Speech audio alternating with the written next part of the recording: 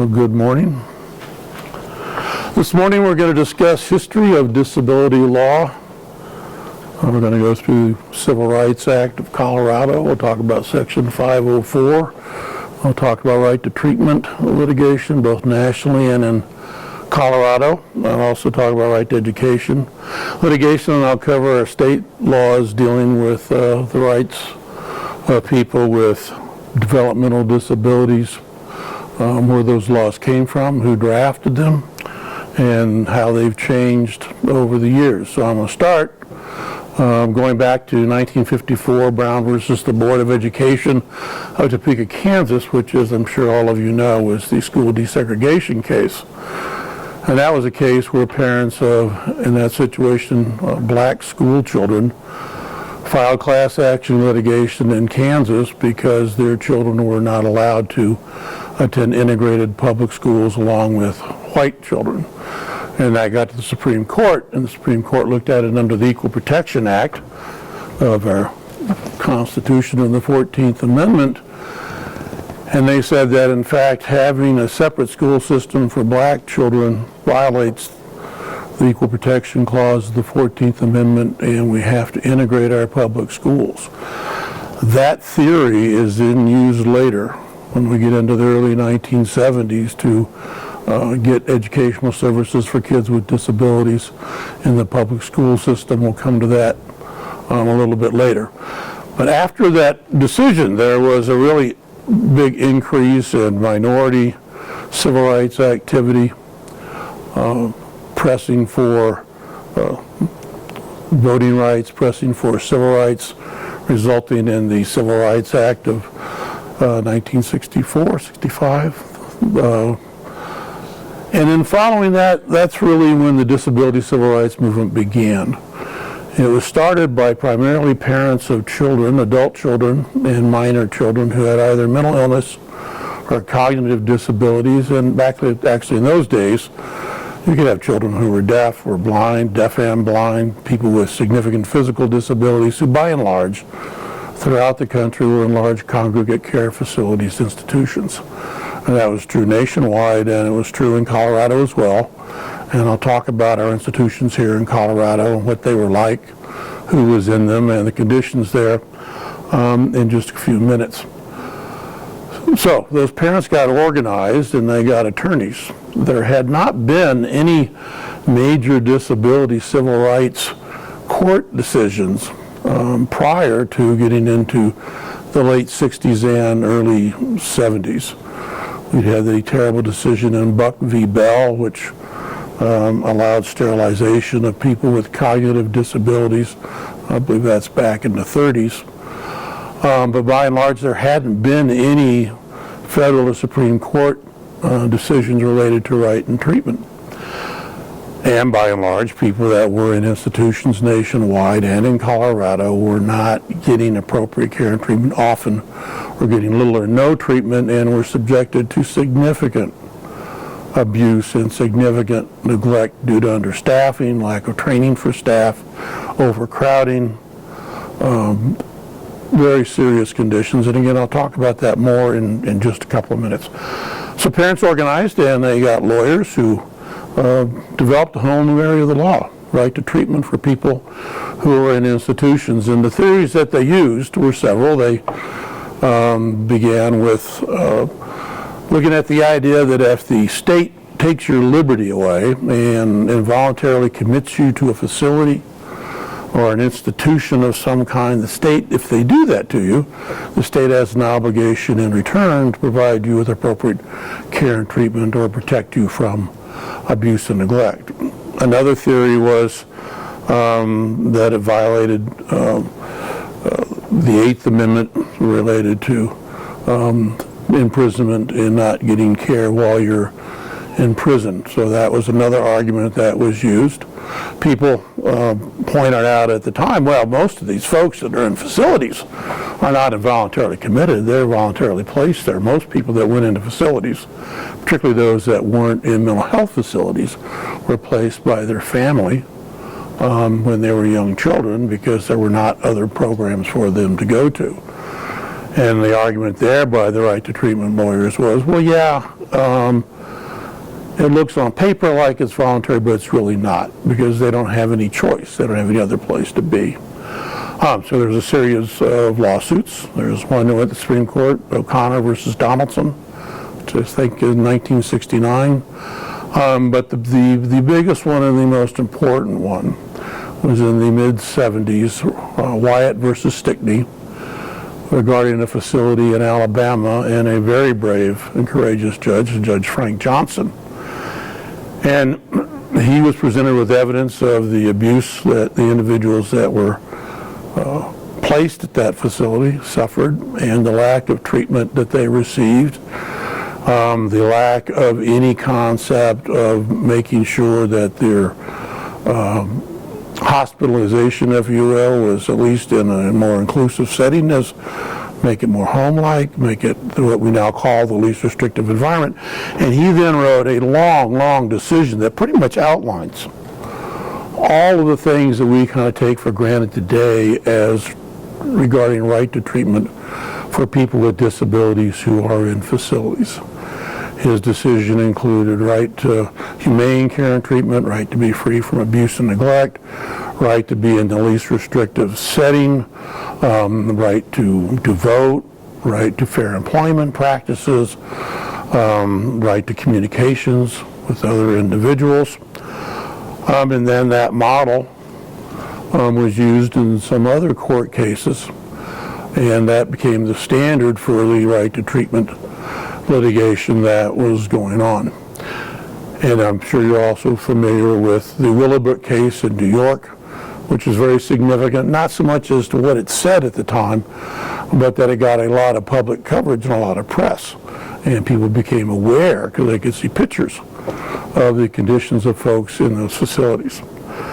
I came to Colorado in 1977, and one of the first things that we did at the Legal Center was to take new staff. There were 3 of us on staff. There was me as an attorney. I was a VISTA volunteer. There was another VISTA volunteer who was a social worker who did Social Security work. And we had one volunteer, Sister Suzanne Halfman, who was a nun, and the director was Bruce Bernstein, and we had a secretary reception person. So we took tours of facilities, and we went out to the then called the State Home and Training School at Ridge. At that time in Colorado, we had 3 state home and training schools, one in Pueblo, one in Wheat Ridge, and one in Grand Junction. Now they're called regional centers. We changed the name. So we went to visit the State Home and Training School at Ridge. And my first impression of the facility was I went into a room that was about the size of this room, but if you cut it in half, there was a wall that was about waist high. And inside that wall were people piled upon each other that by and large were not clothed.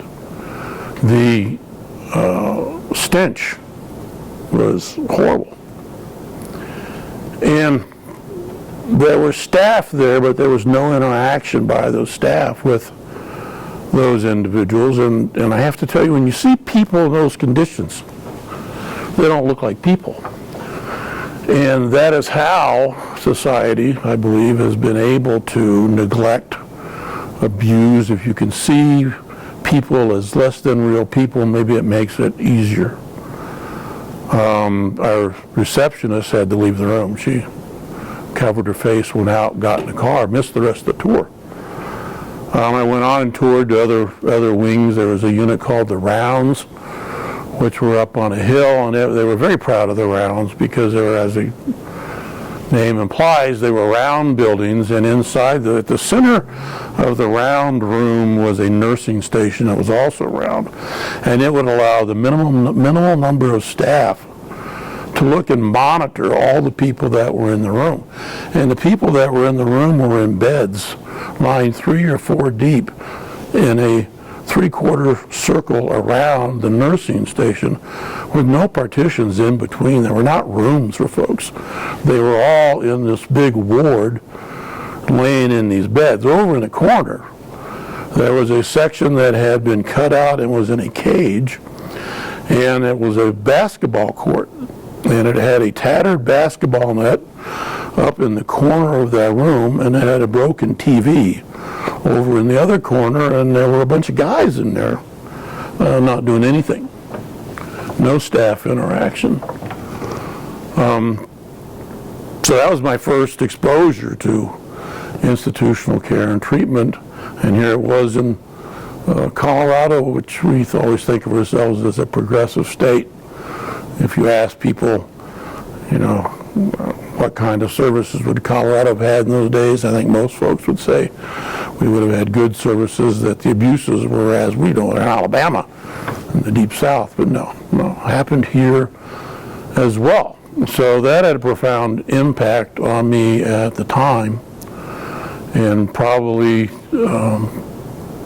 formed my view of what needed to be done and how important the work was that we were choosing to undertake, and also how difficult it would be, because the number of people in that facility was over 1,000 people. Today they're, I think, 30 or 40, and they're in cottages. They're not in those rooms. A lot of people, and there are a bunch more down in Pueblo in similar conditions, although Pueblo had a unit called Johnson Hall, which was where they placed individuals that were considered more emotionally, behaviorally, sometimes semi-violent kind of folks. They were down there, which is an even less pleasant place.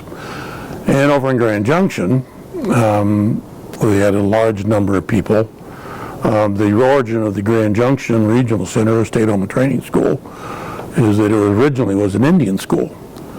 And I think that helped make it, of the three places, the better place to be if you were going to be institutionalized, because it had an attitude of education. The services weren't any better, but the housing conditions were better, and it was also vital to the economy of the community. So it didn't have the image that the other facilities had.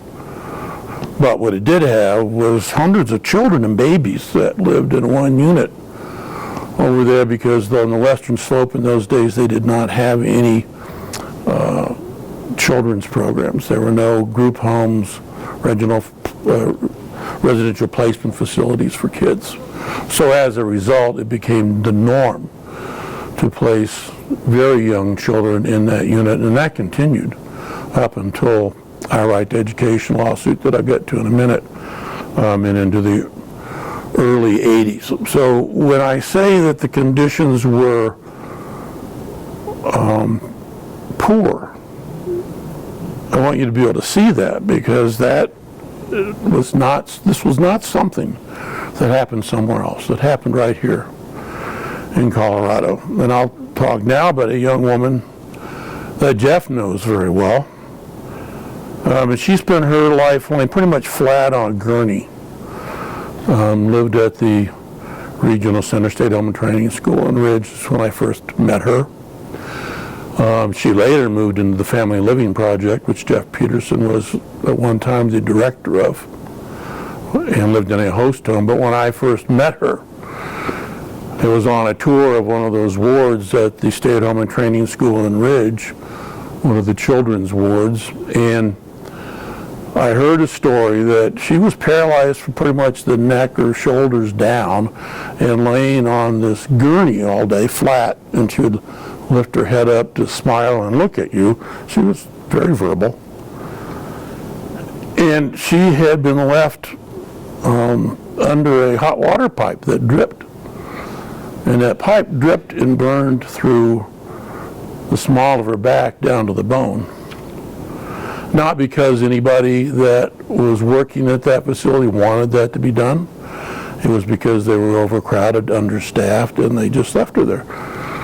She didn't feel it, but they had to have surgery and deal with that. The good news is, years later, she did get out and moved into the community, where she later passed away. But The Family Living Project was the first host home program in Colorado, and I'll talk more about them in a little bit when I talk about a nursing home called Twin Pines. So there's this right to treatment litigation and conditions in our regional centers in Colorado. And in 1975, the individuals that helped found the Legal Center for Handicapped Citizens, which isn't founded until 1976, they draft our own Colorado state right to care and treatment legislation for people with developmental disabilities in 1975, and they modeled it on the order that Judge Johnson had drafted. So every right that he recognized in that opinion, they put into state statute. So we had, in 1975, one of the most progressive state statutes related to care and treatment of people with disabilities of any state in the country.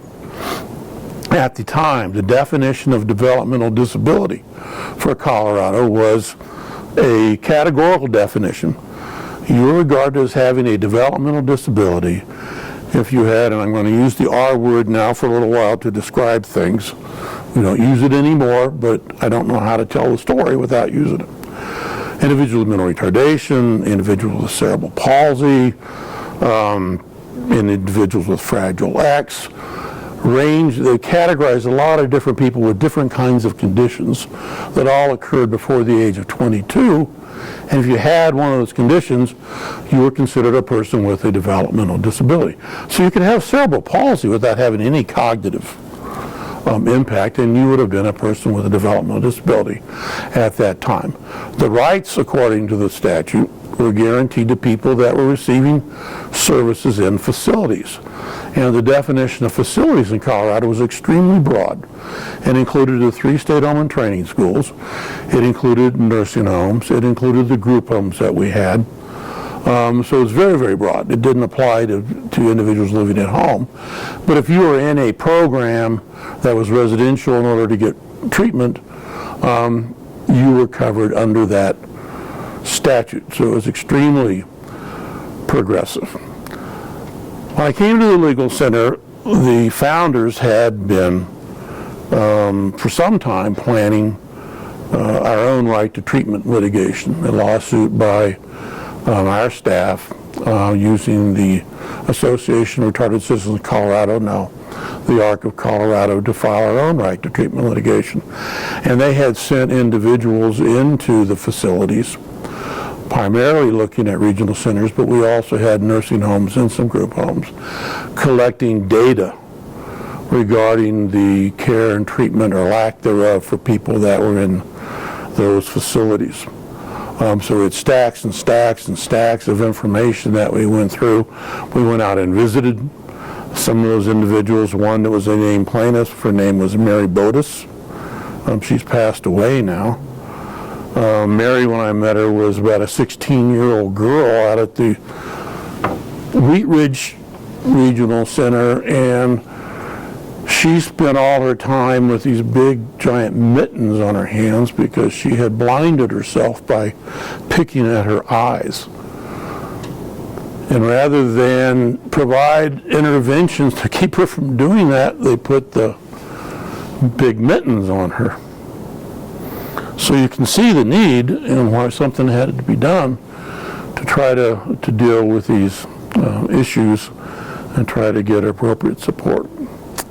One part of the new law that I neglected to mention, and I'll mention it now and come back to it, was they had a section dealing with sterilization. There had been a long history nationwide and also in Colorado of the involuntary sterilization of people with cognitive disabilities.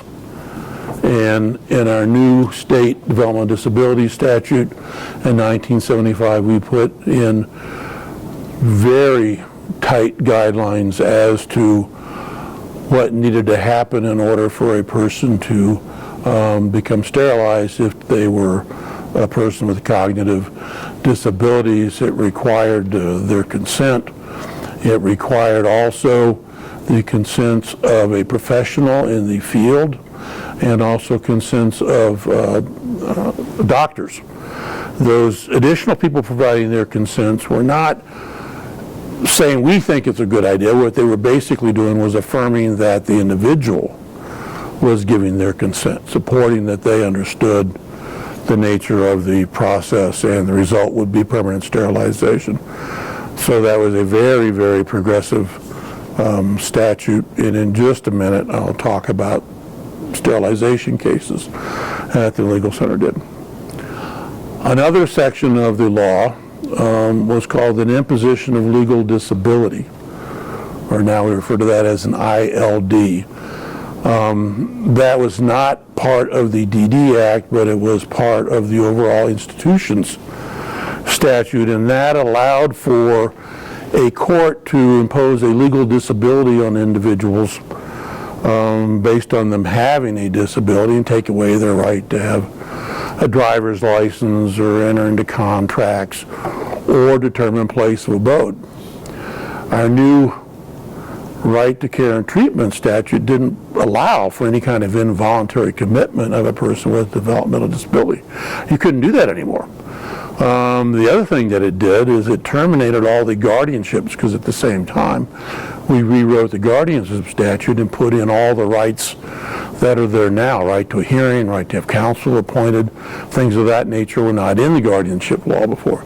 So what had happened was a lot of people that were institutionalized were under guardianships by usually their family, but those guardianships had been done unconstitutionally. So that law was struck down, but they gave a 6-month grace period by which families could go in under the new law and get a new guardianship. And that was going on when I first got to Colorado. It was a really big deal for families. Well, for the folks that were already in the regional centers, they had been kind of held there under the guardianship law. That couldn't be used anymore.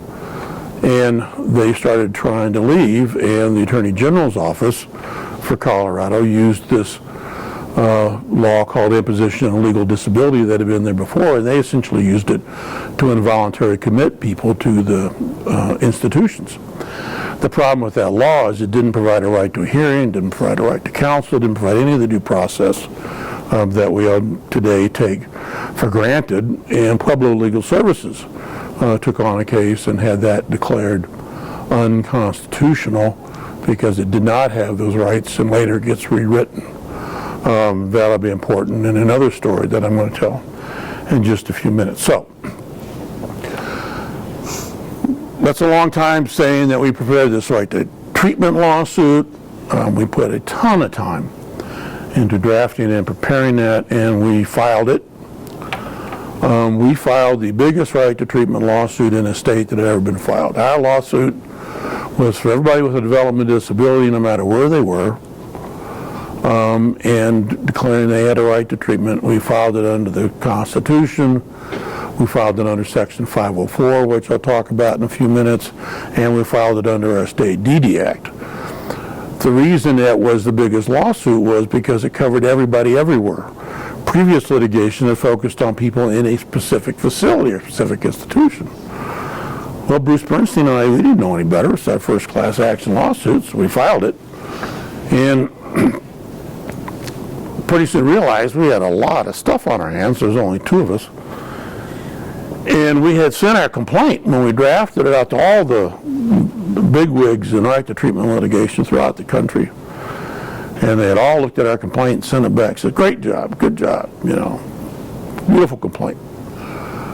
And then lo to find out, what happened was Judge Feinsilver decided to abstain, stating that the crux of our argument was under our state statute, and it was a matter of state law. And so he said, you need to take this to state court. And we thought, oh, well, okay. And then we come to find out that all these lawyers that had looked at our complaint all said, oh yeah, we knew that it was too big a lawsuit. You all couldn't do it. And we said, well, why didn't you tell us? They said, well, you didn't ask. So we asked. So that was the bad news. The good news is that in the meantime, we had identified a number of people that were school age The Education for All Handicapped Children's Act had been passed in 1975. It was adopted in Colorado in the spring of 1978, and I'll talk more about that in a few minutes. And it guaranteed that all children with disabilities had a right to a free, appropriate public education, regardless of where they were, including people and children in institutions. And we had had a number of parents contact us who were trying to get educational services for their children at the regional centers. And what was happening is you had families from Denver or Greeley or Pueblo whose children were institutionalized in the regional centers and were asking for school services because there were no school services provided to those kids at the regional centers. Children at the regional centers with significant disabilities literally spent their day laying on mats. Many of them had cognitive as well as intense physical disabilities and very little intervention. And it used to be debated annually in our state legislature whether it was worth trying to educate kids and how in just providing physical or occupational therapy to regain strength to their limbs so that they could move better on the mat. And we used to go to the legislature every year and testify and say this new law says that all kids get a right to free appropriate education, and it does include kids that are that significantly impaired. And the argument would be, in those days, they used to refer to people as being either educationally mentally retarded, EMR, or trainably mentally retarded, TMR. We don't use those terms anymore. If you were trainable, then you didn't qualify for education. So you didn't get anything. If you were educable in Colorado, it meant that you might be getting some services in a community center board run school, but the kids at the regional centers weren't getting anything. And they did literally spend their days laying on mats, and that's one of the benefits of the new education law was it did require that we provide services to those individuals. But the issue was, for the families that contacted us, says that since they were in Denver, well, Denver public schools ought to serve them, or Greeley schools ought to serve them if they're from Greeley. So we went to those school districts, asked for services, and they said, well, we'd like to serve your daughter or your son, but they live in Jefferson County, or they live in Pueblo, or they live in Mesa County because they're in the institution. So we thought, well, we'll just go to the institution or the school district that's in the institution's catchment area and ask them. And they said, well, we'd like to serve your son or daughter, but you don't understand. You live in Denver and Weld County and Mesa, and Jefferson County is not responsible for you. So we went to Cal Frazier, who's the Colorado Commissioner of Education and a very wonderful man. And after a long time of badgering and pestering him, we got him to issue an order saying that the school districts where the parents lived were responsible for these kids, because he didn't think it would be appropriate that a school district that happened to have a large institution in it would have an obligation to serve all those kids. So that was great. And we thought we were all set. The only problem was the school district said, we're not doing it. So that's when we filed in 1979 our right to education lawsuit, which is geared towards getting educational services for kids specifically at the State Home and Training School at Ridge. It was a class action lawsuit. The state, represented by the Attorney General's office, filed a motion to dismiss, arguing that those kids were not covered. Institutionalized kids aren't protected under 94-142, the Education for All Handicapped Children's Act. We pointed out, no, there's specific language here that says even kids in institutions. So we had lots of briefs, big hearing, and we won. And once we won, then the state sat down with us and decided to settle the lawsuit. And we hammered out a settlement that required the state to identify all the kids, and not just the Wheat Ridge Regional Center, but all three that were school age, because the school districts hadn't been in those facilities at all. They didn't know who was there. So they had to come in, identify the kids, do evaluations and assessments, then have IEP meetings on behalf of those children, and then make placement recommendations. And the Department of Institutions in those days is what it was called. We don't have that anymore. They developed their own school on the campuses of the regional centers. At Wheat Ridge, they developed a school called the Sonata Learning Center. K.O. Sonata was the superintendent of the Wheat Ridge Regional Center, also a very good man. And that's located not far from Arvada High School. And so some children went to the Sonata Learning Center. Some were put in classrooms on the grounds. Grand Junction, since it had been an Indian school, already had kind of classrooms there. So a lot of those kids went to those classrooms. But some school districts took over and started providing services within the public school system. Littleton Public Schools identified their kids, and they created a program called the SIMBEX program, which was for kids with severe disabilities, where they went in and bused kids from the regional center to Littleton. And that was the very first time in Colorado that you had kids with severe disabilities educated in the public school system. And you can track from that moment the elimination gradually of almost all segregated schools in Colorado.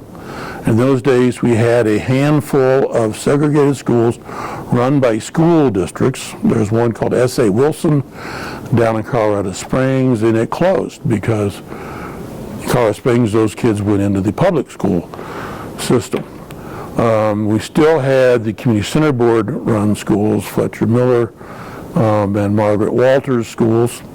They were still serving kids, but the public schools went in and took the higher functioning children from those schools, brought them into the public school system, and then the community center board schools then served kids with more severe disabilities. So over time, eventually there were not any kids in segregated schools. I'm not talking about day treatment programs and some programs like that. I'm talking about general schools that only served kids with disabilities.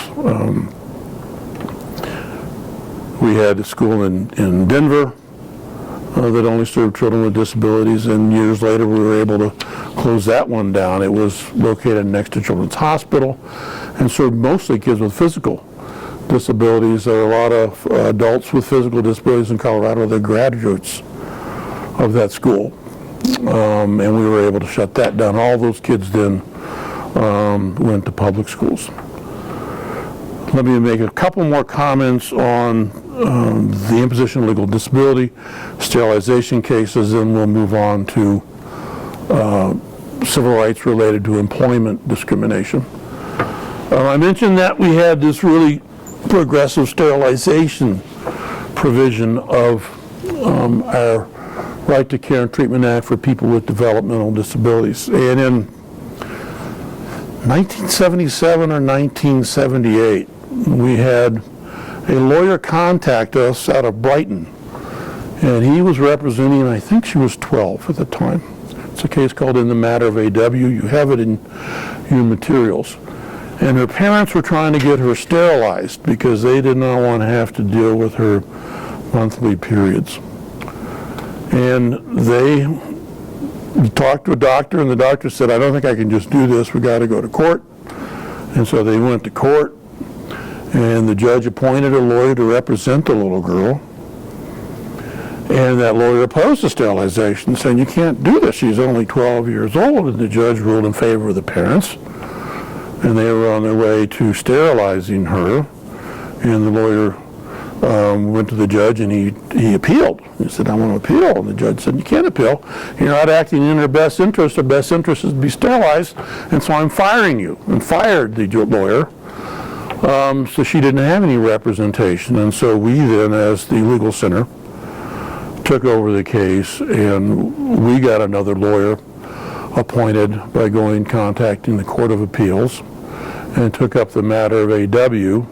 The legal center was an amicus curiae in the case, pointing out our new legislation, and the issue was whether or not parents of a minor child had the authority to sterilize this minor child, and the Court of Appeals said no.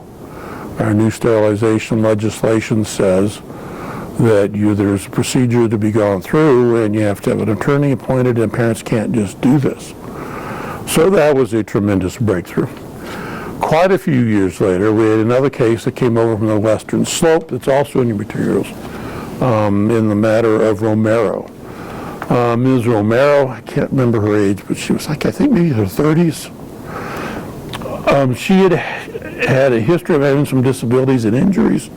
She was in a nursing home, and I believe it was her mother also that sought to have her sterilized. And I believe a social worker contacted us because the mom had also gotten a doctor to agree to do it, and they were on their way to sterilize her, saying that the mother, as her guardian, had the authority to sterilize this woman. She did not want it. You could talk to her and ask her, and no, I'd like to have children. So we represented her. We also got court-appointed counsel to assist her. That went to the Colorado Supreme Court, and Peg Long, who worked for us in those days, took the lead and argued that before the Colorado Supreme Court, and we prevailed on that. And that case says that guardians don't have the right just to order sterilization of adult individuals, particularly when they are not wanting to be sterilized.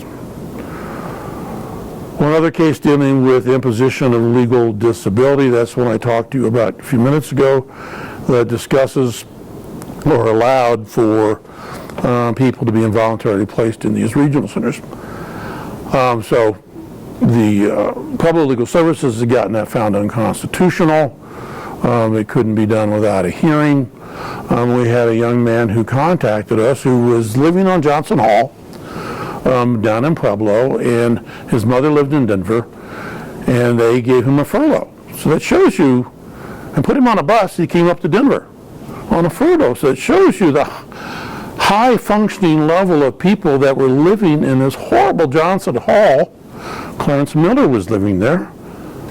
We're not talking about people with real severe disabilities. This guy was fine. You know, he should have been out having a job. So he came up, spent Thanksgiving with his mom, and he decided he wasn't going back. His dad was the Attorney General for the Virgin Islands, and he got up in arms, and he called everybody at the state, and so they went to try to find him, and they did. And then somebody contacted us, and we got involved and said, you can't just send this guy back. He has rights under this process. And I talked to him, interviewed him, and do you want to go back? No, I don't want to go back. I don't like it there. It's not a good place. Okay. And we went and got had been placed over at Denver General Hospital in a wing over there. And the state was going to put him on a bus, a sheriff's bus, and take him back to Pueblo. And we literally got a writ of habeas corpus issued that morning, and I handed it to the bus driver as he was getting on the bus. And we got him off that bus. They couldn't take him, and we scheduled a hearing. Now, the reason I'm telling that story is for this point. We went to the hearing. Give me a minute. And I was arguing for the judge. Clark was there, sitting next to me. And I was explaining to the judge all the rights that a person with mental retardation has under this wonderful new law. It wasn't that new then, had been around for a while. And that you could not just force a person because they had mental retardation to live in a facility, and you could just put them on a bus and send them back. And the judge ruled in my favor, and I was really happy because I'd won. And I turned to Clark, and he was crying. I said, "What's wrong?" He said, "Why did you say all those bad things about me?" And I said, "What do you mean bad things?" He said, "You said I was retarded." I said, "I'm sorry, Clark. It never occurred to me." We know not to use that word today, but it never dawned on me that nobody had told him that. Here he was in one of the most restrictive environments that you could be in, and nobody ever said, you know, you're a person with a disability, and we call it mental retardation because you have an IQ below whatever. So,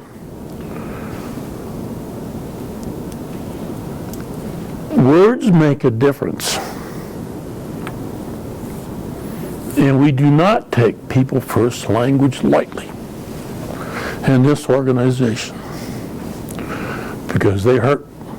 And when they hurt, it doesn't go away. That hurt doesn't leave you. So there are times in the history of the legal center when I've been pretty strong about that and pretty annoyed when people want, and that's why. That's why. And it's not like we didn't tell you. It's in that book you've got in front of you. To use people first language. Good news is Clark, as far as I know, lived the rest of his days somewhere in the streets of Denver. I had a birthday party with Peter Fanning once at a bar downtown. Peter Fanning was the director of special ed for Colorado. Here comes Clark, wandered to the bar, sat down, and we had a drink. So I don't know whatever happened to him, but he got along fine. Let me shift now and let's talk about civil rights related to employment discrimination and some other laws. In 1973, there was the Rehabilitation Act of 1973 that was passed, a federal law.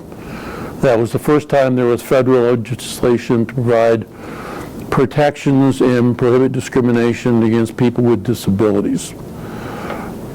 The most well-known part of that law is Section 504, and 504 said that any program that receives federal financial assistance, and federal financial assistance can be in the form of contract, you get money, not contract, receipt of federal funding, use of federal personnel, use of federal property, could not discriminate against qualified handicapped persons, was the terminology. In the areas of employment, access to services. So that then applied to the legal center because we had federal funds as the P&A. We had VISTA volunteers. I was a VISTA volunteer working at the program. Applied to school districts, University of Colorado, lots of entities that get federal funding. The law was passed in 1973. The two other important parts of that act was Section 501, which applied to the federal government and prohibited discrimination in employment in the civil service, and also required affirmative action in seeking out and affirmatively hiring people with disabilities. And Section 503 applied to employers who had contracts with the federal government in excess of $2,500 a year. So in those days, when we were doing employment discrimination cases, to use 504, we had to find a federal funding connection. We used 501. I had a lot of cases in those days of people at the post office. I had a guy who came back from Vietnam, got some mental health treatment upon return, finished his treatment, applied at the post office for a job. They had a doctor who had to rule on whether or not people were medically eligible to work at the post office. He saw the guy had a record of mental health treatment, and bam, he's out. So we filed under 501, and you went through the affirmative action process and eventually got him his job. 503 applied to employers that were contractors. So we had the Climax Molybdenum Company, mining company up in Leadville. We also had Martin Marietta. I represented a blind individual who had worked for Martin Marietta, was a computer expert, and was terminated, and we used Section 503 and went through that process to get him accommodation so he could stay employed. Under 501, I represented a guy who had cognitive disabilities and worked at the Air Force Academy down in Colorado Springs, and he couldn't remember. He was a janitor, and he was fine doing all the janitorial duties, but he couldn't remember the order in which to do them. So he would leave the rooms half done, do the wrong rooms at the wrong time, and so they fired him, and we filed an appeal, and we went to a hearing, and I came up with a brilliant idea of typing up a list of things for him to do, and putting it on his cart, and what time to do them, because he could tell time as long as he had a digital watch. A little funny story, in the hearing I was trying to show that he could tell time, and I asked him to look up. They had a big regular clock on the wall, and I asked him, can you tell us what time it is? And he looked up, looked at his watch, and said, yeah, it's 3 o'clock. He couldn't tell what time it was on the clock. He could tell what time it was on his watch. So he's a smart guy. Smart guy. So we put that together, and we had a good hearing officer on that, and so he got employed. So those are the kinds of cases we were taking under federal law. We also had in Colorado the Colorado Civil Rights Act, which in 1977 was amended to include people with physical disabilities. Previously, it only covered people based on discrimination due to gender, religion, race, things of that nature. Did not include people with disabilities. And the Legal Center, along with other disability advocacy organizations, were successful in 1977 in getting that law amended to include people with physical disabilities. They tried to get it to include people with cognitive disabilities, but we couldn't get the legislature to go in that direction and do that. The big case there was Lynn Silverstein versus St. Joseph's Hospital. And this case was going on when I came to Colorado. Lynn Silverstein was a respiratory therapist who worked at St. Joseph's Hospital. Years ago, she had had a history of petit mal seizures. They had cleared up, but they came back when she became pregnant. And her seizures were petit mal. They were just her blanking out for a second. She came back. They also were nocturnal. They only occurred at night. There was the manager of St. Joseph's Hospital was a nun who had had a horrible experience seeing somebody when she was a child have a terrible grand mal seizure. So she had an image of seizure disorders that was a little more on the dramatic side. She didn't realize there were gradations, different kinds of seizures that people could have. So they had a policy at St. Joseph's Hospital that no person who had ever had a seizure in their entire life could work in hands-on patient care in that hospital. And we were able to show and prevailed and got established a decision that said you have an obligation as an employer to look at each person as an individual and their individual qualifications. You cannot have a just blanket exclusion of people with any type of disability from employment under the State Civil Rights Act. So that was the leading employment discrimination law case in Colorado for quite a few years and established a very important precedent. 3 years later, in 1980, I did a presentation to the Arc of Colorado. They used to have an annual convention, and they had it down in Colorado Springs. And I reminded them that we had never gone back to try to amend our state statute to include people with cognitive disabilities or mental illness in our state Civil Rights Act. And they said, oh, that's right. So they put together a task force, and for 10 years, we worked. Every year we'd introduce the bill, and every year it'd get killed. Until finally in 1990, it finally passed. And lo and behold, also 1990 is when the Americans with Disabilities Act passes. So it's kind of good news, bad news, except the Americans with Disabilities Act in its employment section only covers employers with 15 or more employees. State Civil Rights Act covers all employers. So if the ADA doesn't cover a Colorado individual with a disability, we still have our state law, and our state law also in the last few years has been amended significantly to include lots of the rights under the ADA. Originally, you could not require an employer to provide an accommodation if it cost any money. If it cost a dime, you could not require that. So tough hurdle. That's the reason we lost the Delkosky case. Delkosky was a Denver policewoman, was in a severe accident resulting in her having quadriplegia. She got stabilized, got better, applied for a job at the Denver Police Department. They turned her down because she could not effectuate a forceful arrest and discharge a firearm properly. We filed with the Civil Rights Division, arguing that those are not essential functions of the job. We got a vocational rehabilitation specialist to do a study of all the jobs at the police department, and in fact identified, the fingerprint people and lots of jobs that are there that those folks never went out in the field. But we lost primarily because of that requirement that you not have to spend any money as an employer to make an accommodation. Since that time, two things happened. One, there was an ADA case brought by Joe Epstein, one of the founders of our organization, that prevailed under the ADA. And also the police department, all those police jobs became civilian jobs. So if you go in for the fingerprint people now at the police department are civilians, they're not police officers.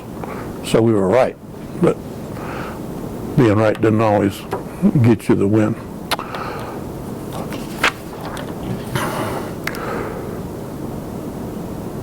Let me talk about two other things. I want to talk about Twin Pines Nursing Home, and then I'm going to talk about the 1985 rewrite of our state DD Act, and then I need you all to ask me questions if there's anything that I have left out or forgotten. Twin Pines was a nursing home in Loveland. Jeff Peterson I believe Jeff was working for the DD division at that time, and his job was to go tour nursing homes and see how, services were being provided there. That was the Developmental Disabilities Division had hired him and some other folks to go do that. And he went to Twin Pines Nursing Home and uncovered a horrible place where individuals were literally, these are the folks with developmental disabilities at Twin Pines had previously lived at the Wheat Ridge State Home and Training School, and when they were the initial deinstitutionalization process that moved folks out of institutions, a lot of them went into nursing homes, and these were some of those folks. And as we now know, if you have a developmental disability and you get moved into a nursing home, there isn't anybody that comes check on you. You got to stay there. Nobody checks out. CCBs don't come in and say, how you doing? At least they didn't then. But good news was Jeff went by and he found, and there were literally people with developmental disabilities shackled to the wall at this facility. It was a geriatric nursing home. And he brought us information, which I took and gave to a friend of mine at the Attorney General's office who promised to follow up. She was slow on that. Eventually, a fellow there died because they didn't take serious his illness, and he didn't get taken to get medical care. And our office then took that information and shared it with Channel 9 News, and they did a series on the abuses there. That resulted in the DD division being very, very active in sending people up to Loveland. I went up there many times to visit, monitor, make sure that the people, that if we moved them, they didn't go to another nursing home, they didn't go back to the regional center. And so Jeff comes back again because we were able to get the Family Living Project, which was a host home program then, to accept some of those guys who had pretty significant disabilities, and they moved into host homes. So kudos to the Family Living Project, the first host home program in Colorado, and a pat on the back to the legal center that got the guys moved there. But if sometimes when I'm talking about nursing homes you think I'm a little irritated, that has a lot to do with it, because the homes that I've gone into are not the happy places that some of our grandparents may get to go to. I don't know. The ones I've gone to are not good places, and I wouldn't have anybody there. That's why I deal with it that way. All right. I talked about 2710.5, our original state DD Act that was written in 1975. In 1985, The legislative counsel, these are lawyers that work for the legislature that have nothing to do all day, but go look at statutes and see if the statutes have enough support in the law. Or they look at how things are run. That's the wrong. They look at how agencies are doing business and see if how the agency does business has statutory support.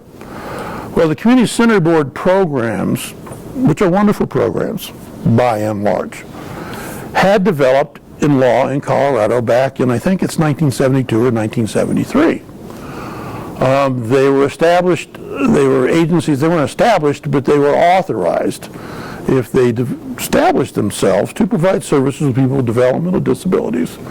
And they began getting state funding to help do that. So then they got minimal funding, I am sure, and they developed good programs for people, and they were running those segregated schools because the public school system wasn't serving kids. So they were doing good work. There's nothing wrong with the community center board programs in that sense.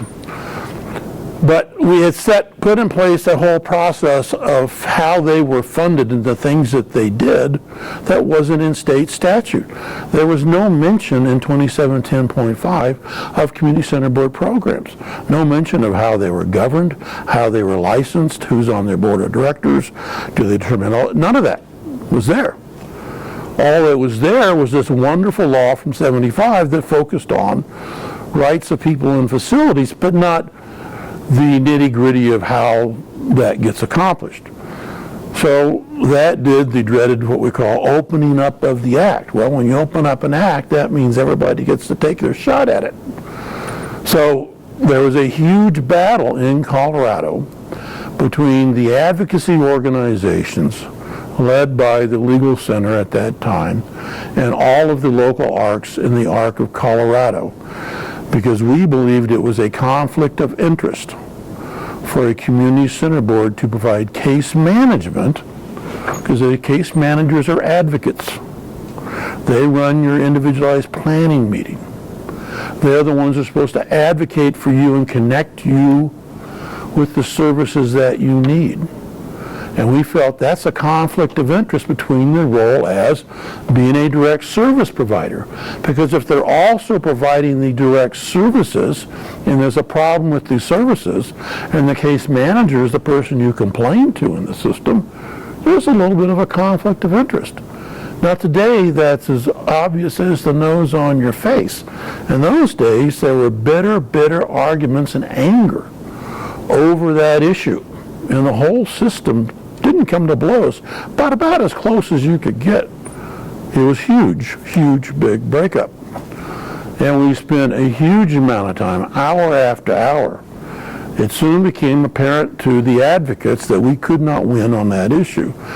Because one thing the community center board programs have always done pretty well is work with the state legislature, in particular the Republican side. This is not to critique Republicans, but in those days it was by and large the Republicans that were in charge of the legislature. So if you're going to work with a party, you work with the party in power. So I'm sure if Democrats had been in power in those days, that's what they would have done as well. But because they had a good reputation, and deservedly so, provided good work, dedicated people work for these programs, we knew the legislature was not going to buy into separating case management from service delivery, so we tried to get other things into that legislation. And so what we put in is, one, we changed the DD definition. The DD definition, which previously was a categorical definition. If you had a category of disability, you were eligible, to a functional definition, because since that time we had the federal law, which had a functional definition of developmental disability. So we wanted to use that law. We didn't get a total repeat of the federal definition, but what we got was language that said you were a person with a developmental disability if you had, again, here's the R word, mental retardation, or if you had adaptive functioning so that you needed services similar to a person with mental retardation. So that's a hugely important change in the definition. We also added human rights committees, which were committees of service provider agencies, including community center boards and regional centers, that were third-party people, that were people that did not work for those agencies, that looked at issues of abuse and neglect, kind of an independent eye monitoring abuse and neglect. We put in place for the first time appeal procedures for people with disabilities.